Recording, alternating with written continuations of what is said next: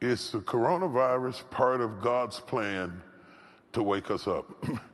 I am careful about definitively saying what God is doing by any particular thing, because I have lived long enough to see people misrepresent God in crises like this.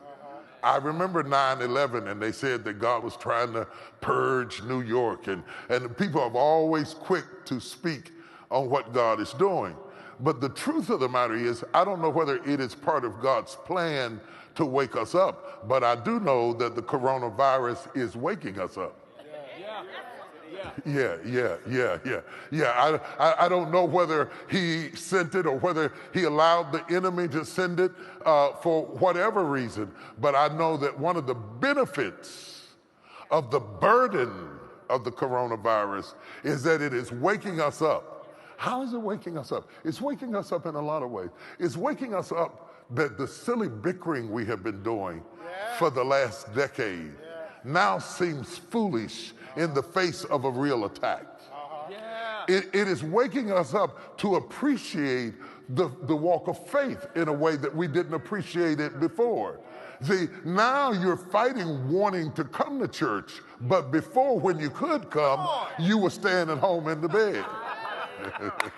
And some of the very people who are complaining about not having church weren't half coming when we could have church. Come on, talk to me for a minute, somebody. It is waking up, because sometimes we don't appreciate something until it is pulled back from us.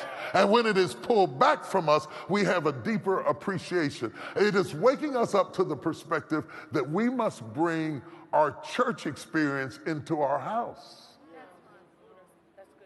Yeah, it's waking us up to the experience that we must read our Bibles. What happens if they shut us completely down? What happens if we get into a war and we're unable to do it? And to all of you who think that the church cannot survive save we meet, can I take you to China, where the church was meeting underground in basements for years? Can I take you to the upper room where the disciples were locked up behind closed doors for fear of the Jews? The churches often had to go underground. And even when it had to go underground, it has never been destroyed for 2,000 years.